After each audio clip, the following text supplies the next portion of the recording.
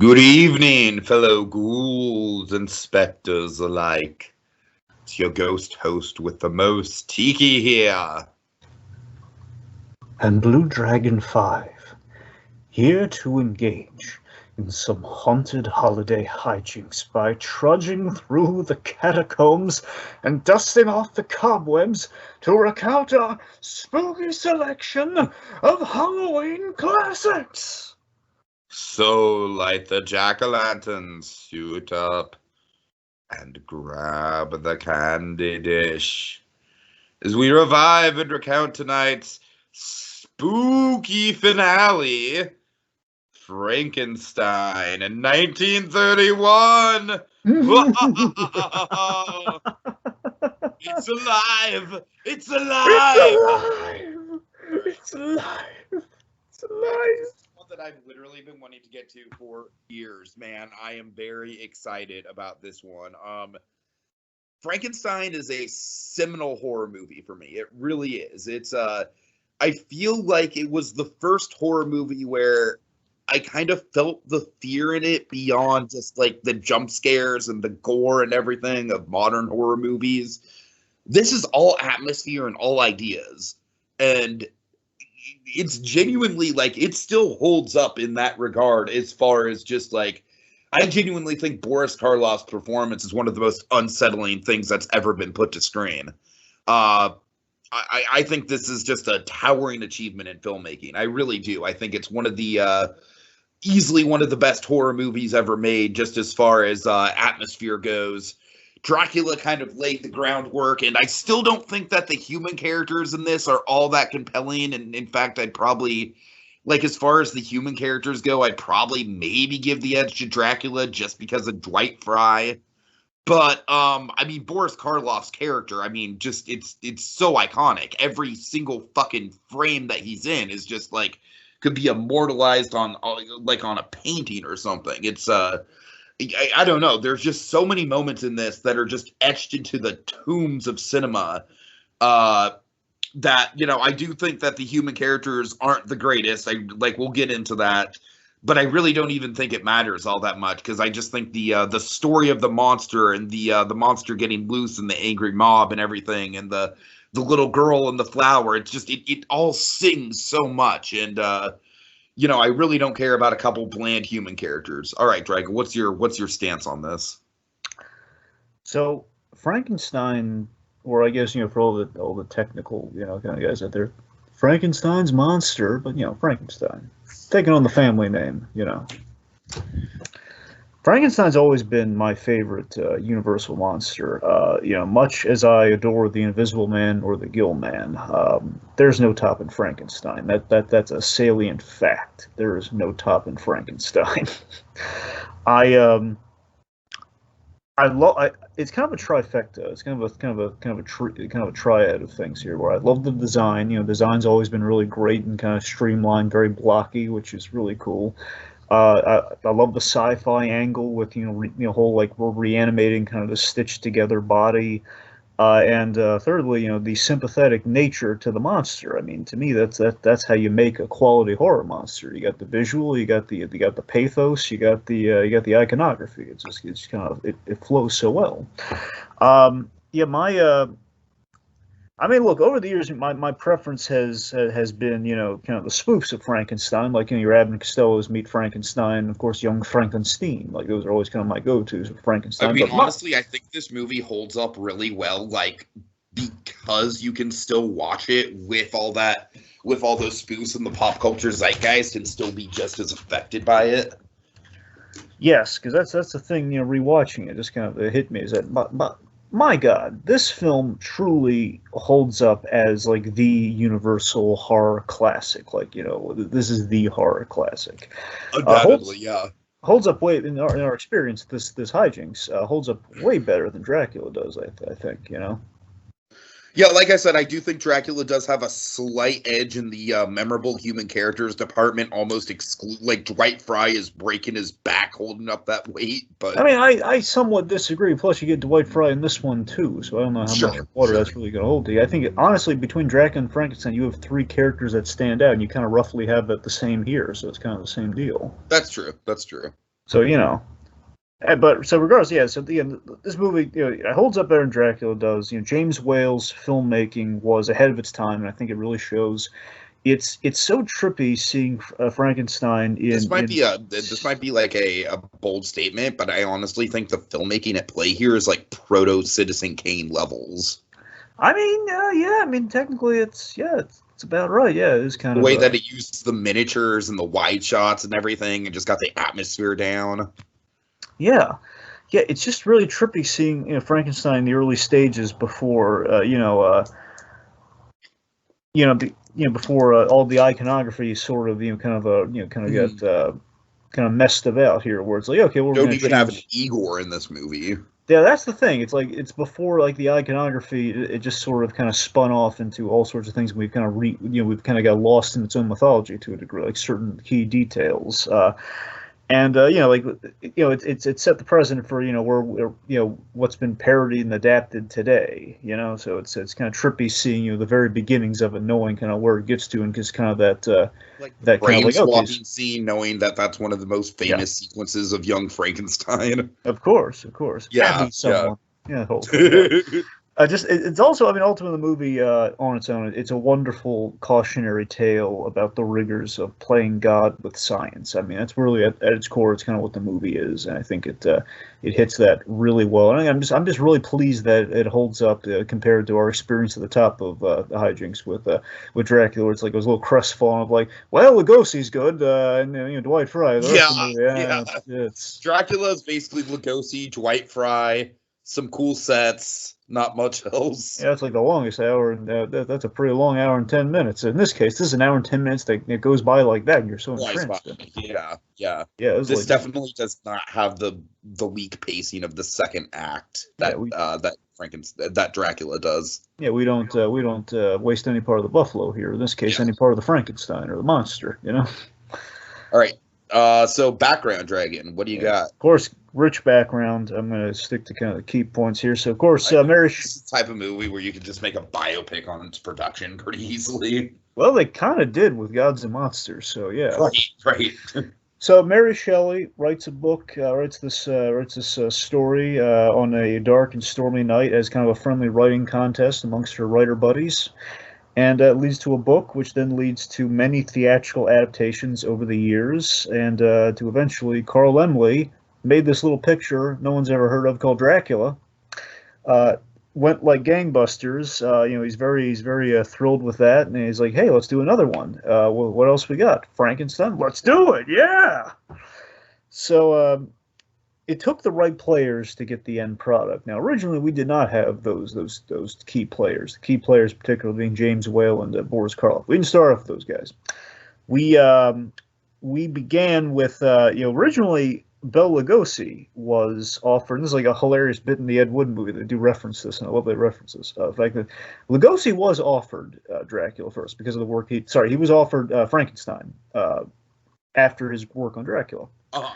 He's offered to play that role, and he did test for it. And this is like one of the rare things of Hollywood. There's like this. I don't know if there was any footage of it or photo or official photos or anything, but the fact is they've been lost to history because they've been really coveted by the deep cut horror fans. They've always wanted to see this test footage or some proof of it, where it's been arbitrated a little bit, but essentially what happened was Frankenstein in the original visualization. Because again, the problem with this story is that there were not just, I'm not talking about like a few adaptations like on the stage. There were a lot of adaptations on the stage. No, I honestly, like, comparing the book to the movie is like ridiculous. Like, honestly, there's just as many changes between the book and the movie as there are to like a Disney fairy tale adapting that into a movie. You know what I mean? It's crazy. Like, the book is literally nothing like the movie. So it's kind of hard to track. If you can track mainly, the easiest thing to do is see what's different from the book and the movie. But I mean, you also have to factor in like all these theatrical productions, which they also kind of lifted things from and changed and adapted things from. So that's where it gets really crazy. So originally, I don't know if it was specifically. I don't think it was from the book. I think it was from one of those stage plays. They their Frankenstein was more influenced by the Jewish myth of the Golem. The Golem, Yeah, which basically the way they visualized it was really. The book Frankenstein was actually super intelligent. Well, yeah, that too. Which is like right away you can tell like the big difference. It's like yeah. from the offset, that's like a huge difference. Yeah, well, that's the thing. So that was like one of the first changes they made, even before Karloff came on board. Is that okay? They weren't doing the Frankenstein with the Frankenstein's monster with the arc of like he kind of becomes kind of almost like a flat Earth for Algernon thing where he kind of becomes right, yeah. As the thing goes on, they already rooted that out, which is what turned Lugosi off to the role, where basically he auditioned as kind of the lumbering brute, which unfortunately did not have at least the version I elect to believe from history is that.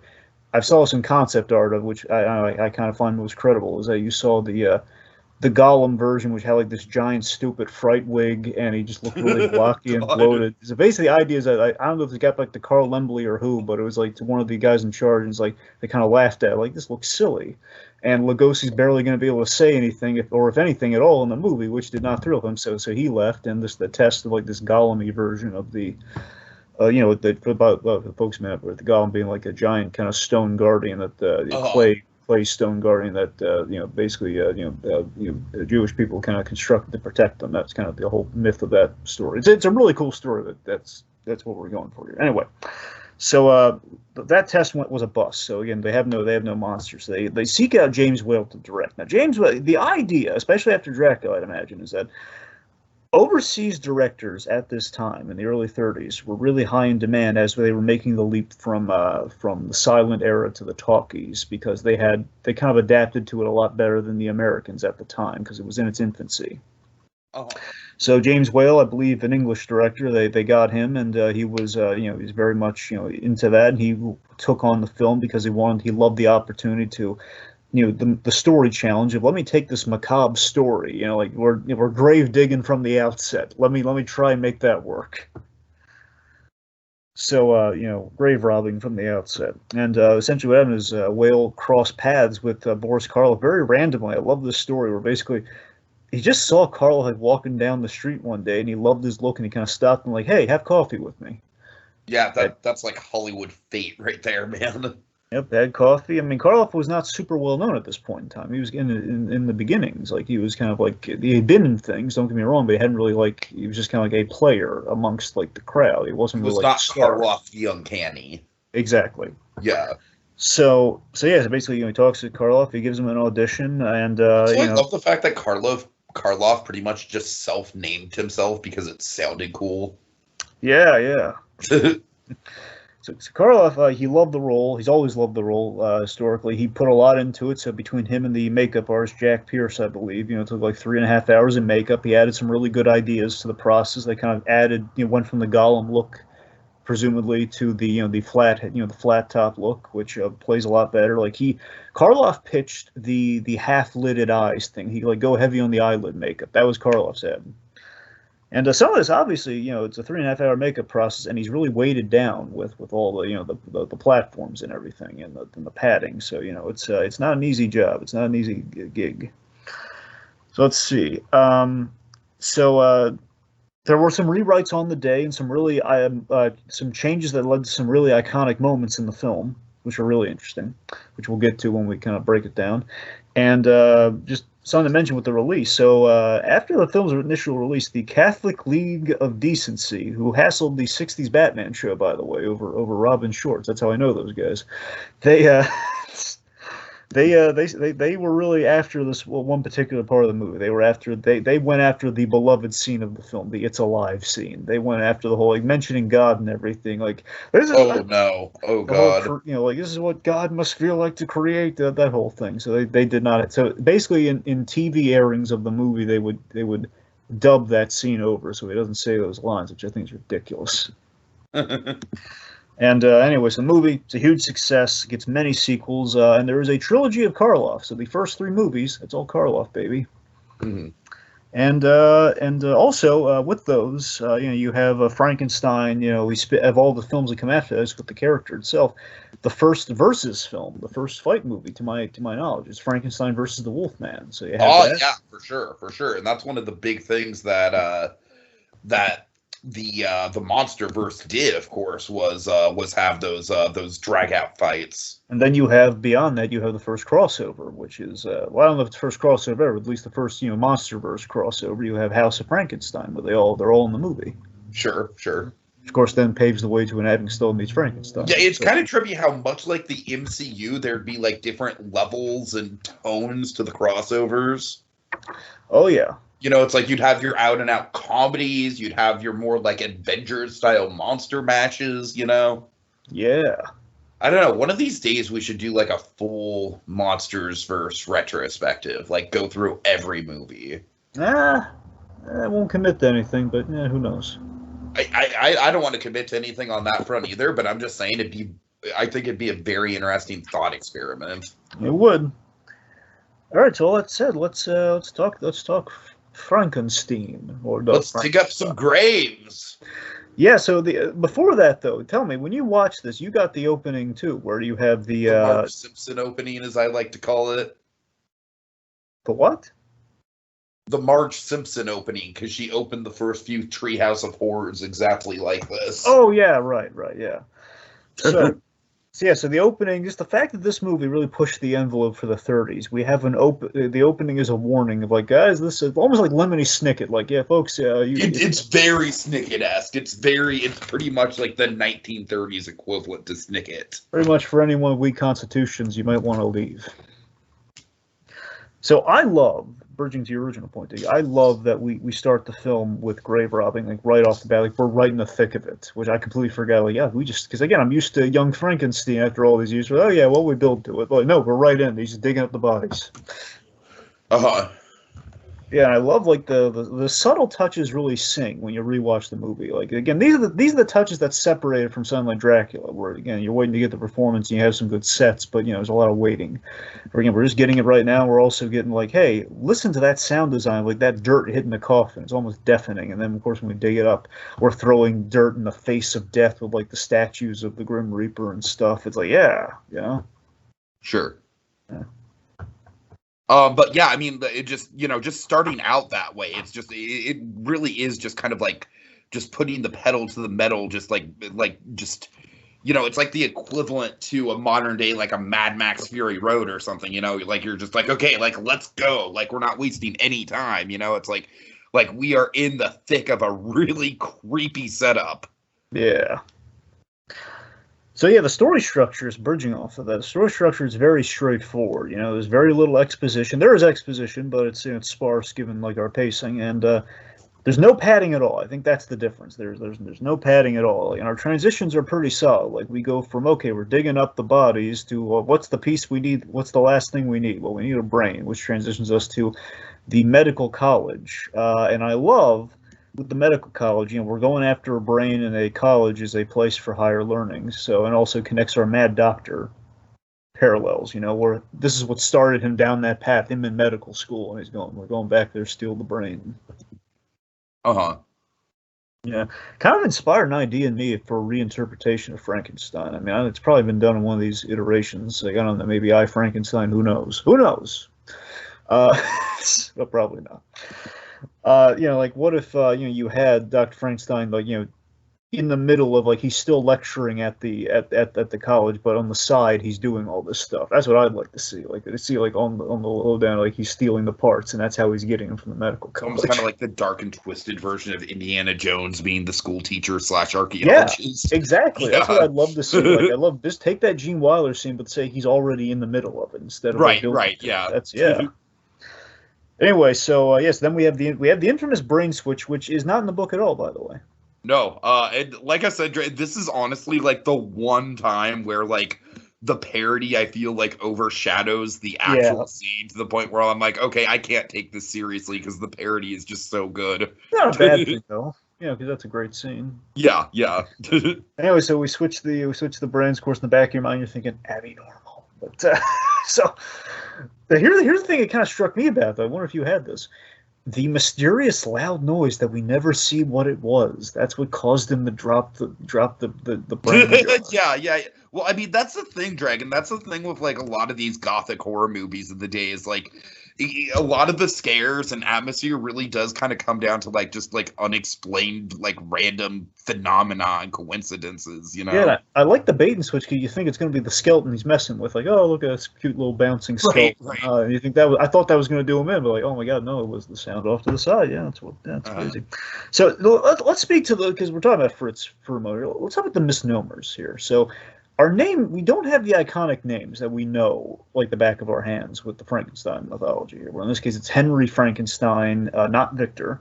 Which begs the question: did they get Victor from the kind of the in quotes rival of the film? Mm-hmm.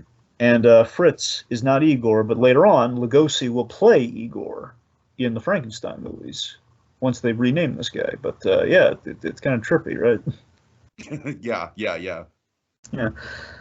So we use we use like just in general we use the fiance to expo the mad dream via Frankenstein's mentor with Dr. Waldman, who was a good character. I felt he was okay. Yeah, I don't know. Like to me, this is like the one problem I had with the movie Dragon. I kind of feel like you and I do differ on it. Is that to me none of the characters besides the actual doctor. And honestly, a lot of that is mostly just because of the classic "It's Alive" bit. Like none of the characters to me, like they're all fine, they're all good, but they don't really grab me. Like I said, it's like, but I don't even really care because the monster himself grabs me so much that it's like it is very much Karloff's movie. So I don't know, man. Like I'm not vibing with the human characters as much as you are, but that's fine. Well, what mean? Tiki, at a bare minimum, though, I mean, at least I can remember who these people are versus the Dracula movie. Outside of Van Helsing, Dracula, and and Reinhold, or Reinfeld. Outside of those three, I mean, I got no attachment whatsoever. It's laughable in this case, at least. At least I know who these guys are. I can at least remember enough about them, Mm-hmm. Yeah. So, but yes, let's get to the big scene. Let's talk about the creation scene, the It's Alive of it all. So 25 minutes in is when we start this scene. I want to talk about Colin Clive, the actor who portrays Dr. Frankenstein. I really liked him. I think the movie's very, very much kind of the duality of Dr. Frankenstein and the monster, and I think those two obviously are the stunning performances of the film, more so in Karloff, but still Colin Clive, not to be underestimated. He's one of the two MVP scenes of the entire film is the creation scene. It's Alive, just because of the mad scientist at play here. Just seeing the corrupting power trip in this pursuit of reviving dead tissue, and just like the fact that he's lost perspective on this noble goal of preventing death, but he's just the macabre nature of how you go about it. He's lost all scope and sense of morality. It's really interesting. Yeah, he is easily the standout for me. Like, as far as the human characters go, he is easily like the one where it's like, okay, like this is very clearly a guy who's like, at one point he was probably a very esteemed person in his field, but now he's just fallen into madness and fallen into obsession. Like, I can latch on to that. It's just the people that go to like try and crack some sense into him that I'm just like, all right, like, did we really need to have this many people? Like, true. I don't know. Like, with bare minimum, we needed two. Like, we needed Elizabeth and we needed Dr. Waldman. We needed this Victor guy. Victor's only there so we get the name years later. That's the only reason he's in this. Yeah, that really throws me off. Yeah, it really does. But Elizabeth, I mean, I don't know. Elizabeth feels like a very thankless role of like, hey, I am your loved one. I am your love interest. So you're going to listen to me. I don't know. Here's the thing. There wasn't a lot for her to do. I just felt like she was very much just kind of like there just to be a love interest. Now, let me tell you, okay, here, Elizabeth serves one purpose in the movie only, really, okay, and that she assists the theme of the movie, which is legacy.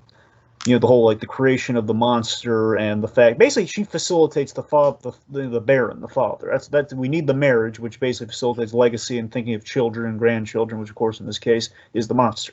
So that's the only reason she's in the movie. But retroactively, this is the trippy thing with this Frankenstein movie because we've seen so much of what comes later. But when you go back to the original, knowing that we get Bride, they know when they made this, but knowing that we get Bride of Frankenstein, the role of like with planting the seeds for the marriage theme. So that's not bad retroactively, I feel. Sure, retroactively. Yeah, retroactive. On its own, you're right. You're absolutely right, Tiki. I mean, aside from again basically giving us, okay, well, we need to check in with the father to kind of hit on like the horrors of what Henry has done. That's the only reason. Yeah, it's. So you're not. But it's kind of like reminds me of Mina Harker, but without like the compelling attachment to the antagonist. Yeah, but at least I think the writing track's better on it here though than I don't know. Probably. That's the thing. So also I kind of like this. When you look at our characters, it's kind of like almost like a diagram or something here, where you have on one end of the spectrum you have Victor Frankenstein. Sorry, I keep wanting to say Victor, but it's not Henry Frankenstein. I know it's stupid. I know, especially because, like you said, there is a Victor in this movie. Yeah. Well, I mean, let's be honest. I'm just going to say it. Okay, Victor and Igor is so much better than Fritz and Henry name-wise. Oh, yeah, okay? Yes.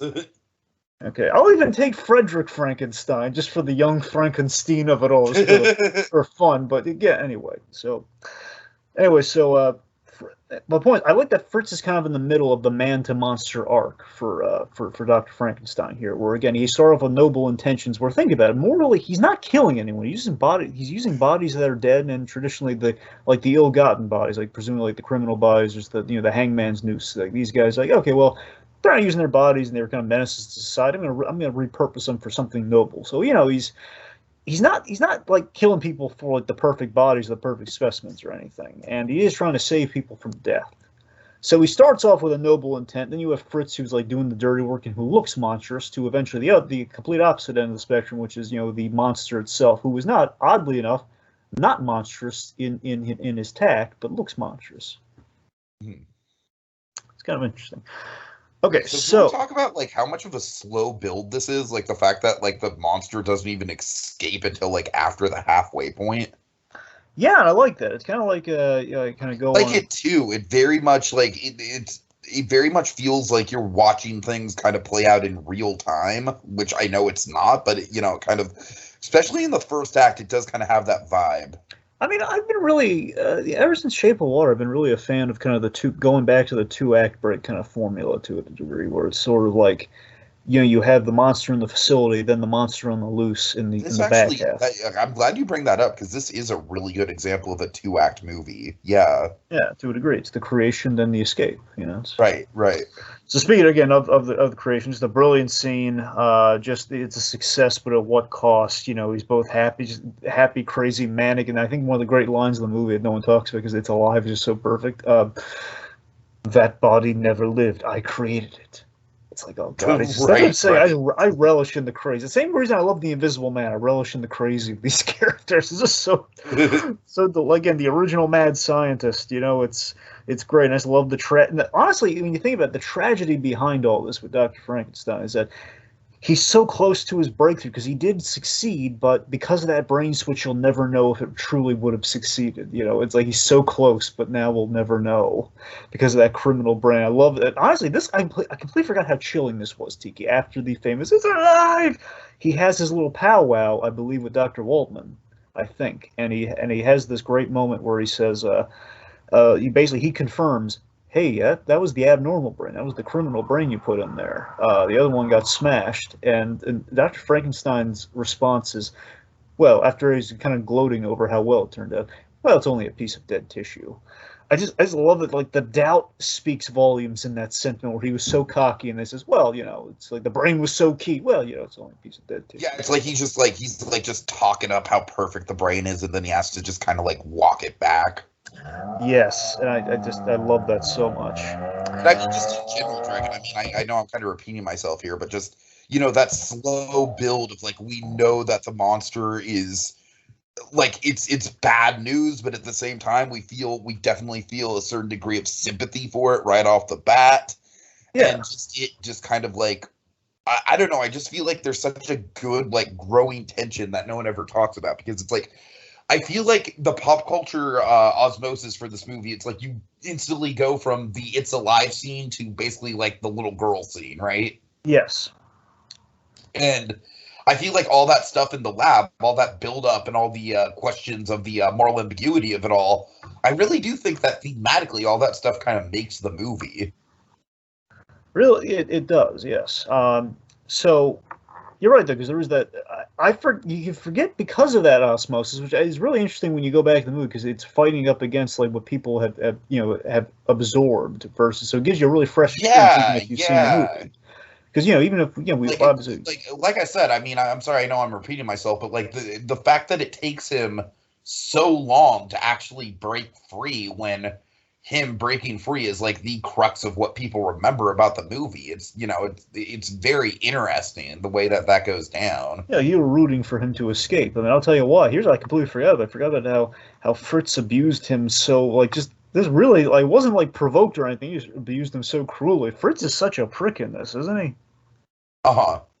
I mean, that honestly, that bothers me. I know. Here's the thing. I know why they did this. So they made Fritz a real prick. So, because I believe in either the book or the play or some iteration. Originally, Dr. Frankenstein, he tortured the monster as well. So they wanted to make Dr. Frankenstein more likable, so he wasn't abusing the poor monster. So they gave that all of Fritz, but it just comes out really randomly. It's like, hey, Fritz, you're really terrible at your job right now. You're supposed to the doctor didn't say torture the thing I just created. He didn't say that.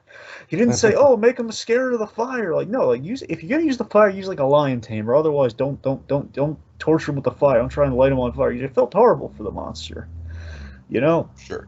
I mean, originally what they were going to do, and they kind of do it in a hilarious manner in Young Frankenstein, but they did come from something they were originally going to do in this movie.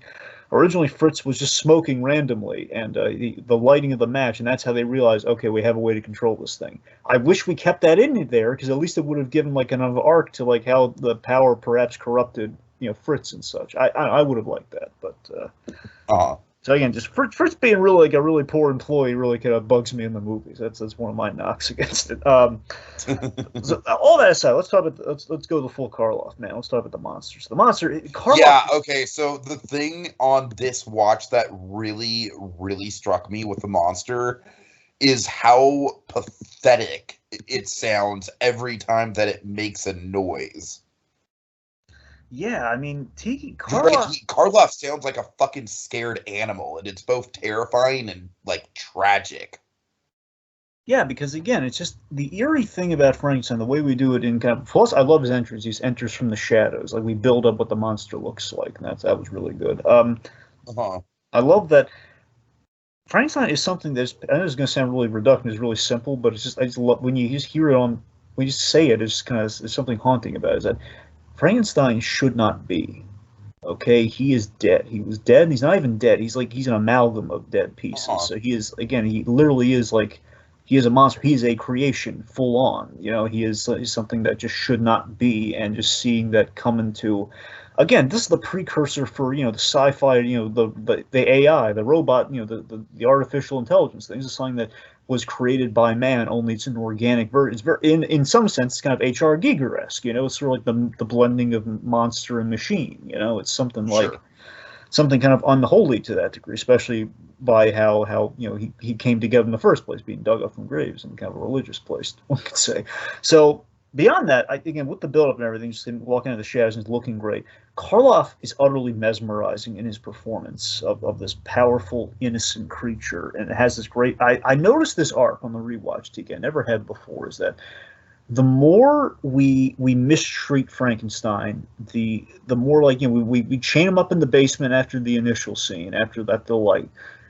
He looks stronger and taller, and the chains make him look like, again, more physically imposing, a little more Solomon Grundy-esque, if you will.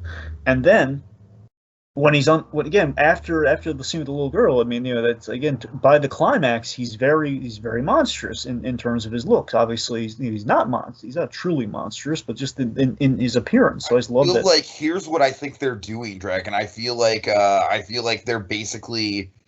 They're making his appearance more monstrous as it goes on, but they're also making him more sympathetic as it goes on. And again, basically, that is just like a roller coaster of emotions to go on. And I feel like that right there is like why this movie still holds up so well, and it's just as potent, like literally 90 years later. I love the thematic coupling to it, where it's like, we turned him into a monster, as in our mistreatment of him made him monstrous. Exactly. There's a cause and effect at play, and the thing too, like we kept him in darkness for his big introductions. It was, of course, one of the classic Hollywood introductions too. By the way, so I think it's seeing just celebrating celebrating the history of this thing. Which of course anniversary this year too as well. Yeah. Yeah, 90 years, man. That's crazy. Yep, 90 years. It's older than most people have been alive. Yeah. So, just the fact that I forgot that once he's out of the darkness, he longs for the light. He lifts his hands in the iconic, get another misnomer as he walks, with the hands, like as Lou Costello always mimics, like that. Walk like this. Yeah. We added like a kind of a really emotional element to it, where he doesn't really walk like that, but he did that in a really sad scene where he just wants to see the light. He's a curious child. He's a babe in the woods, like, oh, I've been kept in darkness for so long. There's the light. And they take it away from him. And I love that his pursuit of the light, being free and everything, ends up being fire. It graduates from light to fire, which will be his demise. It's all very poetic, really good stuff. Sure. All right, let's see. So again, the moral quandary just at work here. James Well added a scene in this movie, a big scene in the movie. And we should talk about it real quick. He's at Dr. Frankenstein.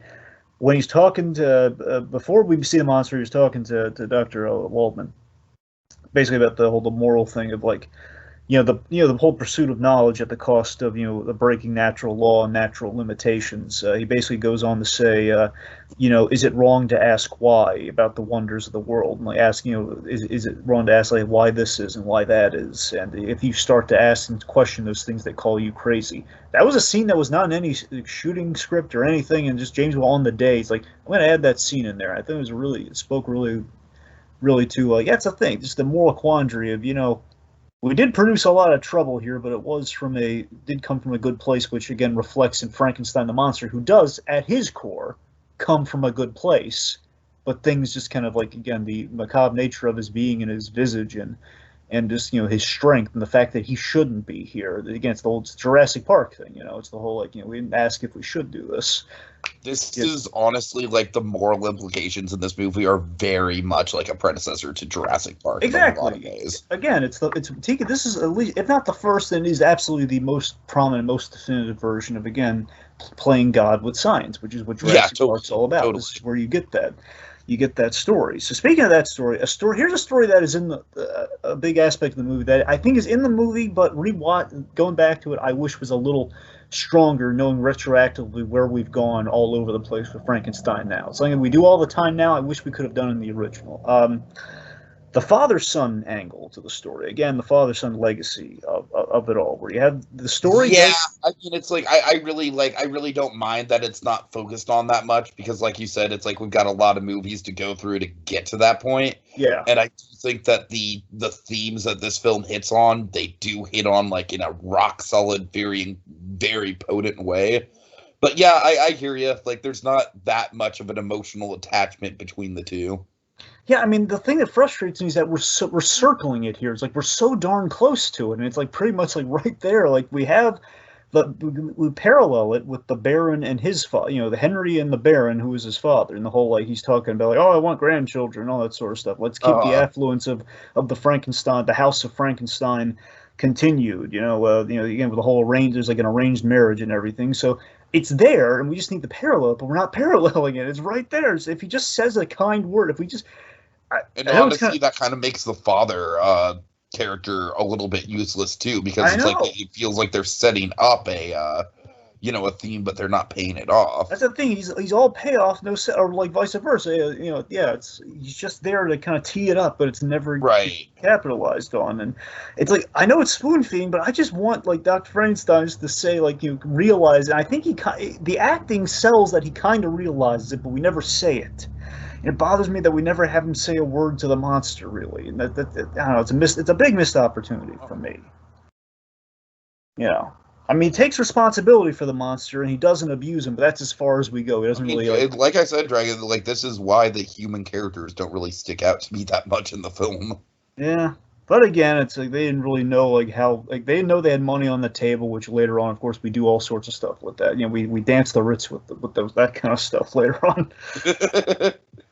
All right, let's see. So okay, so let me see what else we should. Let's start with when the monster gets free. Let's start with the monster's journey.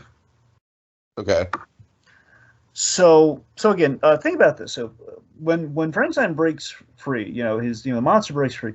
His actions are purely self-preservation initially and freedom. Like that's what he's in pursuit of. He kills his abuser, which is Fritz, who deserved to die.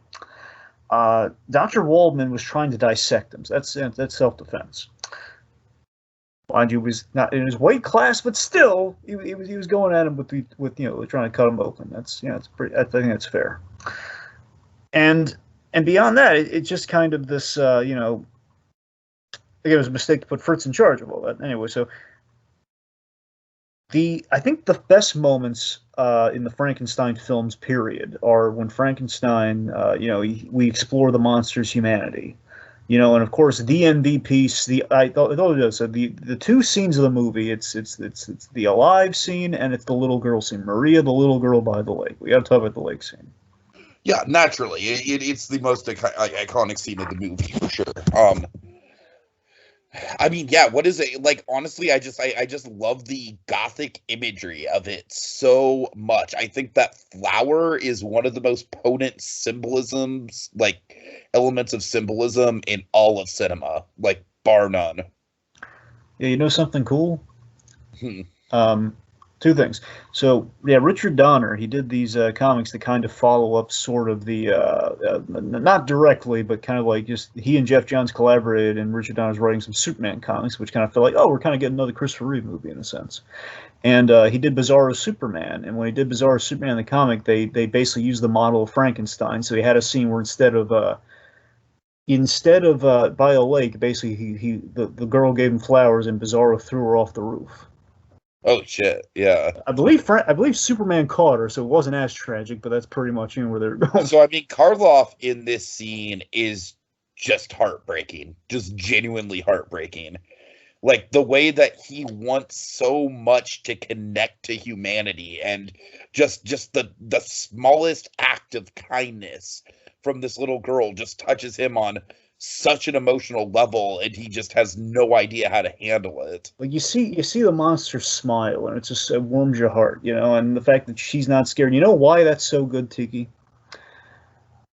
It's because Karloff actually forged a bond with this girl off the set. Like, the girl really took to him. Like she saw him in all the makeup. She didn't get scared at all. She wanted, hey, can I ride with you to the set? And it's like, sure. Like she hit so much so he had a hard time doing this scene because I don't know if I can throw her in the water, and James Will had to talk him into it. And as a fun fact, they had to shoot the scene twice. They weren't supposed to because it was a kid, but they shot it twice because they bribed the kid. The kid was one of those again, it was in the 30s. Was like one of those starlet diets, even though she was a kid. So she wanted. I'll do it for 12 hard-boiled eggs. So the director's like so charmed that he gave her 2 dozen. Anyway, but yeah, so just the fact that the monster just tosses her in there, he instantly feels so guilty once he just kind of has again he's a big kid, he's an innocent kid who's like done something, he's accidentally harmed his little friend, and he can't take it back. He's horrified by the accident. He just flees, and it is a gut-wrenchingly tragic scene because of the sweetness of the monster's innocence, I feel. Yeah. So, do you know where they shot this? No, tell me. You're gonna love this, Tiki. Is it the La Brea Tar Pits? No. Well, I don't know why that came to mind. Well, if it were the tar pits, you wouldn't be able to get out of it, Tiki. Yeah, right. Yeah. Oh, by the way, did it ever bug you? It always bugged me that he didn't throw her far enough. I know it's like because as a kid we can't actually throw her far enough, but it's the way we framed always looked like you just kind of wish she could have stood up. I don't know. Anyway, so they shot this at it was a modern day movie, but you got to give some passes. Yeah, I mean, it looked deep. It looked deep enough, I guess. It just seemed like awfully. Like, really, we couldn't just like invest in swimming lessons in the 30s for children. But anyway, so they shot this at the Sherwood Forest in the lake. Oh, okay. Yeah. I mean, you like that place, right? All right. Yeah, isn't that where they did Star Wars? Isn't that where they did the Ewok Forest? The Sherwood Forest? No. What's that? They did the Endor Forest at in Muir Woods. Muir Woods, right? Yeah. Sorry, wrong one. Yep, sorry, that's what. Well, it's been a wasted exercise. We're gonna move on from there. So, there goes my little I had a fun fact he's sure to enjoy. And yeah, that's on me. Okay. Yeah, I was like, no, I don't quite know where that is, but cool. All right. Well, they shot everything else on stage, and that was like the one location. I mean, it does very much feel like the most naturalistic moment in the movie, so it was a good decision to shoot it on location. Yeah. So speaking of which, I'll admit though, so going back to again stuff like Fritz is really bad at his job. There are a few leaps in logic and some holes in the movie that, as much as the movie I think holds up, there are a few things like another pass we could have like added not even a lot, not even changed things a lot, just like add like a little maybe like a line of Expo or something. I don't know, something. But you write it off because it was the 30s and it could have been a lot worse. You know? You had for example, big one that sticks out to me. How does the father know his daughter was murdered? Yeah. It's like a little ad of hey, when Frankenstein was running away, we see the father hey, who's that guy running away just now? I actually did pick up on that, the fact that that's kind of absent. I mean, it's again, it's such an old movie, and they it's like you kind of got to give a pass to these kind of pacing issues, but yeah. It's not even a pacing issue, it's a logic issue of wait a minute, how did he... Well, no, it is a little bit of a pacing issue just because it's I feel like a modern movie, they would have had the time to actually insert that establishing shot. Right, but because it's an hour and 10 minutes, you're right, yeah. Yeah, exactly. Gotcha. Yeah. Oh, by the way, the father, tell me, didn't this scene always creep you out? Michael Mark, the father here, he is carrying the girl's dead body. Oh, it's one of the most disturbing images in the film, for sure, yeah. I know, oh god. And I also love how that town, of course, right on the Universal backlot, I'm sure I've driven right through that town on the tram tour. But, I love how they establish it as it's kind of like getting ready for a festival almost. It's almost kind of like happy days in the town. Yeah, they're in Bavaria, I think. What is it, the Bavarian Alps, I think? That's right. Yeah, so yeah, it's kind of like Oktoberfest to a degree, you know? Right. It's almost kind of like an old school, not medieval, but kind of like Halloween before Halloween almost. Yeah, in a way, yeah, it does kind of have that vibe, yeah.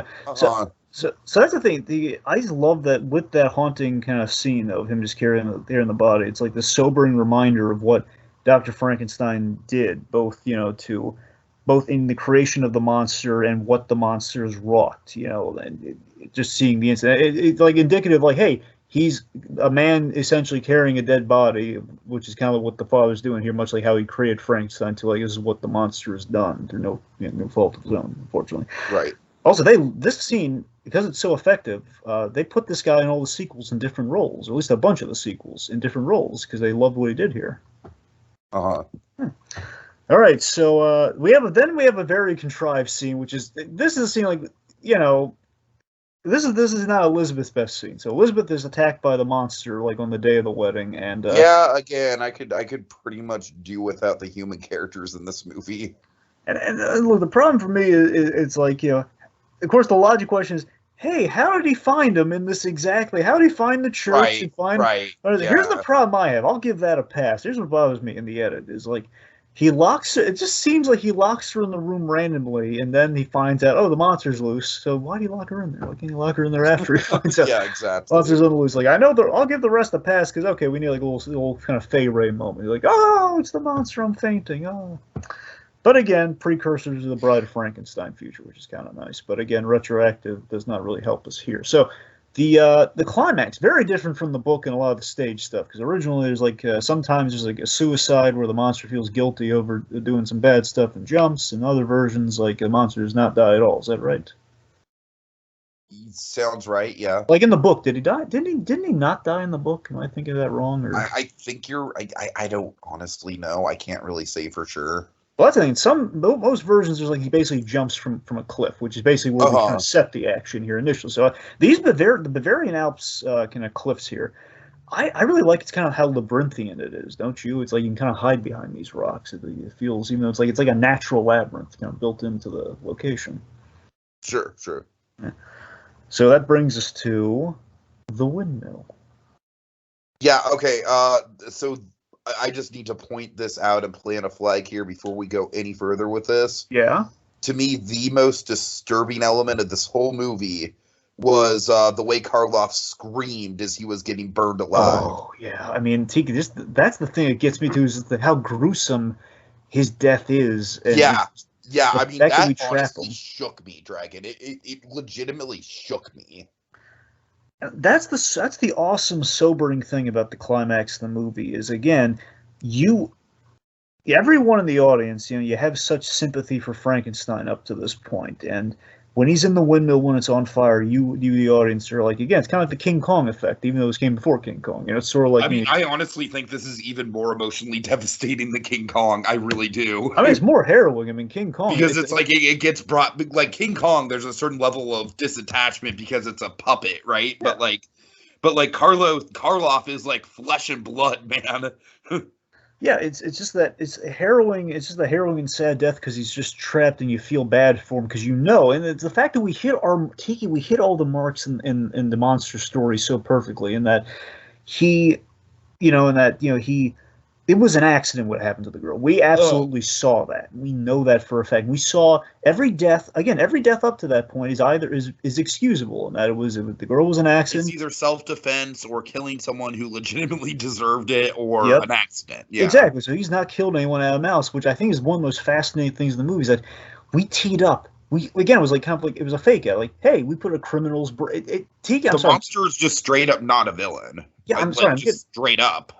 I'm getting a little caught up in the realization I've just now has that, it's really brilliant how it's like, it's almost like kind of a statement on recidivism to a degree, like how it's almost kind of like the Hunchback of Notre Dame, like who is the monster and who is the man? Well, that's exactly what we're doing here, and that the end result is absolutely like who's the real monster. Like the Gaston of it all, it's very much like a predecessor to that. Yeah, I mean, absolutely. At the end, it's really like who's the real monsters here, the angry mob or the base of the mob mentality, which again, one of the original angry mobs, we get to see him form. Uh-huh.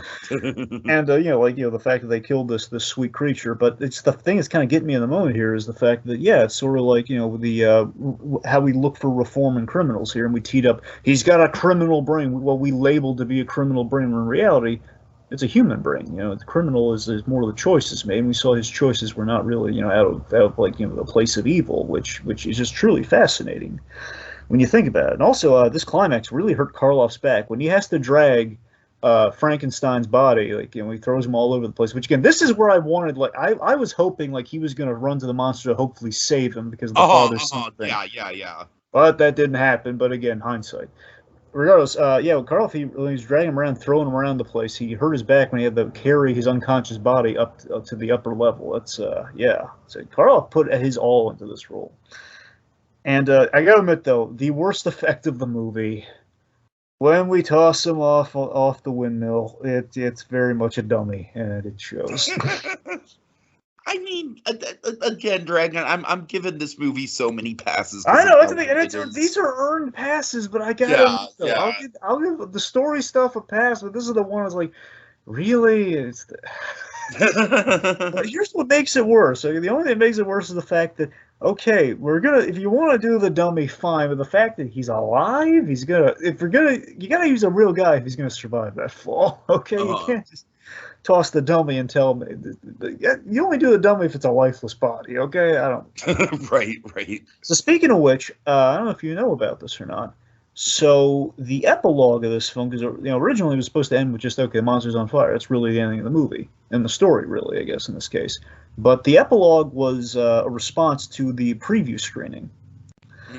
So that's why we go back retroactive and we ADR, like, he's alive, which I think is, I love that for the irony of that line where, hey, he went through all this and Dr. Frankenstein is alive himself after he should be dead. Yeah.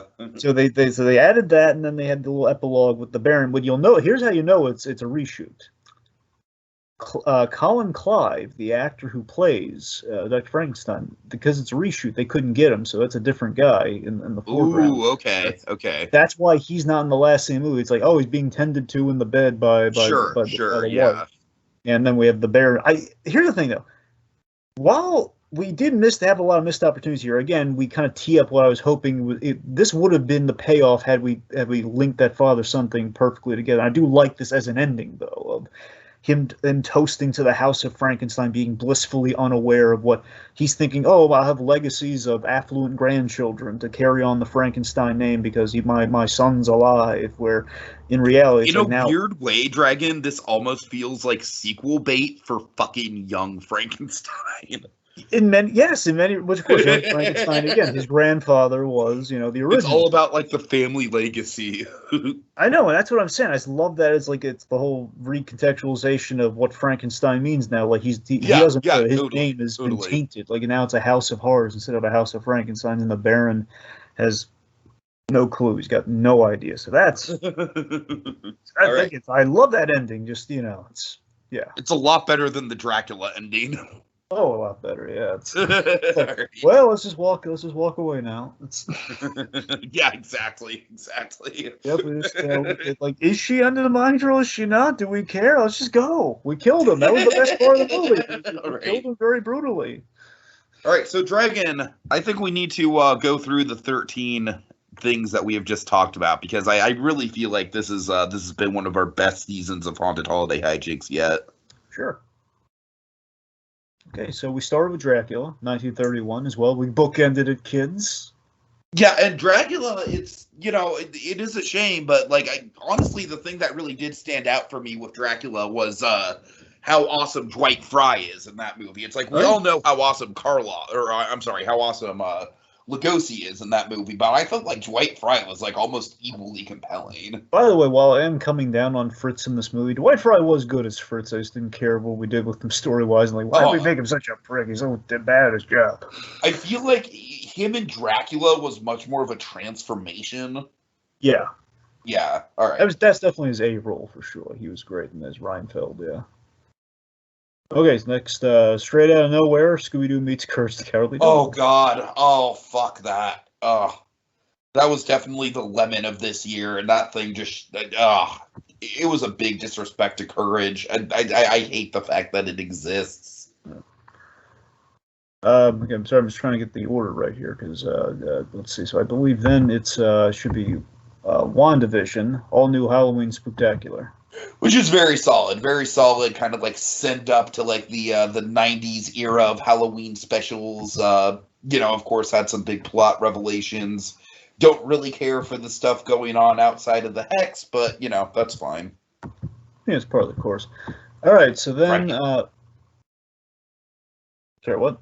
I said right, yeah. Right. Okay, then Halloween 2, Calabar's Revenge. Halloween Town 2. Yes, Halloween Town 2. Sorry, got a little tongue twister there. This isn't the sequel to Halloween where he's running through a hospital. Oh, no, not that one. This is. I mean, look, Halloween Town 2 is it's oddly more grounded than I thought it would be. I don't know. I don't think it's nearly as good as the first one, and I don't really people seem to have a lot of attachment to the second one, and honestly, as the years go by, I just don't think the Halloween Town movies hold up all that well. But, Halloween 2 was fun. I did it. Halloween Town 2 was fun. See, it's not so easy, right? Yeah. Yeah. I gotta tell you, I would like you to, at some point, to check out the third one to see how you like it. I am curious. That's Halloween Town High, right? Yeah, Halloween, exactly. It's Halloween Town, which I think production value-wise, turned out the best. I was not sure how the story I believe it. All right, Muppets Haunted Mansion. You know what? I'm still not completely in love with Muppets Haunted Mansion. I know you guys are. I had a great time with it. I had a good time with it too. I don't know. I can't even put my finger on exact. I honestly think it kind of comes down to the runtime.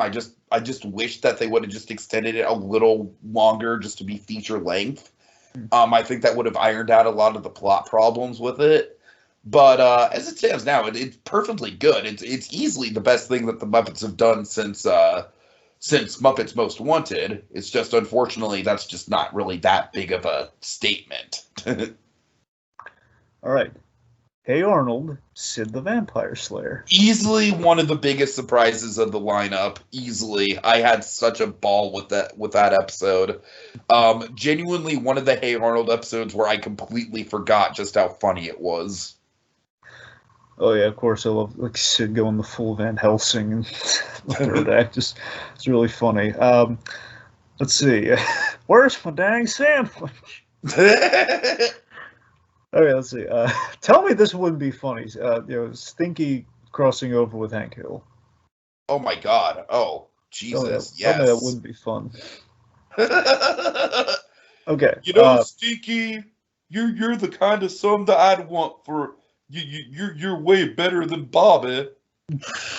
Yep. I just imagine just Bobby Hill just getting very jealous of Stinky. Oh, easily, yeah, because Stinky Yeah. would be tailor made for Hank Yeah, Hill. yeah. All right. The Lonesome Ghost, the Mickey Mouse. Lonesome Ghost, yeah. It's a very fun one. Like very atmospheric. I love how old school it feels. I love how I love the old school sound effects. I don't think it's as good as something like Trick or Treat, or as dark as something like The Mad Doctor. But it is a very cool, like, kind of proto Ghostbusters. Like, I'd be shocked if Ghostbusters didn't get at least some inspiration from that. Yeah, again, I love the simplicity of it. And I love just kind of I just love it, kind of how vintage it feels with, like the sound design and just everything, kind of the old school animation, the ghost. Honestly, it's just an excuse to do some really good ghost effects, and I really like that. Oh. All right, Tiki's thoughts on Mystery Mine, on the Dollywood's Mystery Mine. Yeah, Mystery Mine was probably one of my favorite rides at Dollywood, just because of how good of a story I thought it had.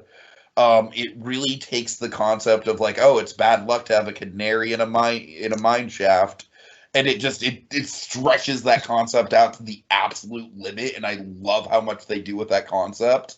I don't know. I love how it looms over the park like the Tower of Terror.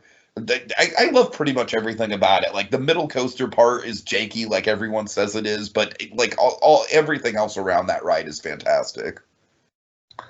All right, the Invisible Man 2020. Yeah, this one really stuck with me, man. Especially on honestly, I think I appreciated it more on a rewatch because I had only ever seen it one time for memoirs before that. And it really stuck with me. Like, I really think this is it's a pretty raw and gritty attempt at a reboot for the Universal monsters, and I'm really on board with it. If this is if they can somehow do like a modern day Frankenstein in this style or something like that, I'd be on board. Oh, I'd love that for sure. I mean, I've been loving it. I've been broaching it so far. I mean, again, they had unfortunately now something's out of date with the Invisible Man because there was a development was on there where the Lee Wanell's not doing Wolfman anymore. Oh yeah, who is? I heard it was... I don't know who is. I just know it's not. It's not Wanell. Oh, I know who it is. It's someone who. It's like remind me who's starring in Wolfman. It's Ryan Gosling. Ryan Gosling, yeah. It's the director of Blue Valentine, which is a Ryan Gosling movie. Oh, there you go. Yeah, so I mean, unfortunately, I regret the one I read about that podcast is now it's very out of date. But who saw it coming? I mean, come on. Anyway, okay, so then we have Billy and Mandy, Fear and Loathing in Endsville. Honestly, probably the most legitimately enjoyable Billy and Mandy episode I've seen. Maybe just because I really don't like the Billy character, and he's barely in this at all. Yeah, he only has one line, Tiki. Exactly. He's only in it at the very end. Seriously, the geriatrics Dracula is amazing. Yep, just Phil Lamar as Dracula. It's just Dracula scrape. Dracula don't suck. Dracula scrape. I still really love the smash cut of Dracula getting behind the wheel and just instant smash cut to them in the ditch. So funny, just so Dracula loves the early bird special, which is in itself Dracula would never do the early bird special. It's funny. Okay, let's see. So then we had the Fresh Prince of Bel-Air, Hex, and the Single Guy. I'm binging Fresh Prince, man. Yeah. Oh, you're in the middle of it now? I haven't started it yet, but I am definitely in a headspace where I feel like it'd be very therapeutic. Would be. I mean, yeah. I haven't watched that. I have no. I think what's gonna happen, you're gonna get on board with a lot of the other people. Where after you binge through it all, it's gonna be, how the heck are they gonna reboot this? I mean, how could they? Right. They are gonna reboot it, and I have no idea, as a drama. Which, I mean, it just feels like that's not gonna work. It just feels like, again, the show already has its dramatic episodes, but that's the best mix you could possibly have. Why tamper with it? All right. Okay, then we have the United Monster Talent Agency. This was one I like. I really like the love and care that went into this, but I just didn't really like, on an emotional level. It didn't really speak to me all that much. Like, I mean, it is. It is pretty much just a love letter to Universal Monsters. It feels very personal. It's good, really good production values. It's kind of like on the lower end of the tier for me. Yeah, I'm just really happy that Greg Nicotero was able to do that before he got all swept up in The Walking Dead, and he got to do a passion project. It's just, to me, the thing's just darn cute, and I really enjoyed it. It's a really, it's Eli Roth as a very Sam Raimi sounding 30s, 40s director. It's a lot. It's fun. A lot of fun. All right, then we have, of course, the finale. Frankenstein, 1931. Fucking masterpiece, lives up to the hype, lives up to, we waited a long time to do it, and I'm glad Frankenstein's such a damn good movie, Dragon. That is. I'd like to end on something in lieu of final thoughts. Sure. All right, I heard this quote from Boris Karloff, because Boris Karloff loved, reflecting back on Frankenstein after all was said and done, after the 3 movies, and just the sensation that was that, and just seeing how far the character grew. He had a statement I feel was really beautiful, and I think kind of sums up things, where he says, "I love it. Go ahead." So Karloff is asked, how do you feel about Frankenstein after all these years, or something along those lines? And Karloff says, "God bless the old boy. Without him, I'd have been nowhere." That's it? Well, yeah, that's it, yeah. I'm sorry, I just want to make sure there wasn't more very, very simple, short and sweet. Yeah, it was just really lovely, yeah. All right, cool. All right, folks. Well, that's the end of this year's spooky selections. And our spirits grow weary. But they'll be stronger than ever next year as we engage in even more haunted holiday hijinks.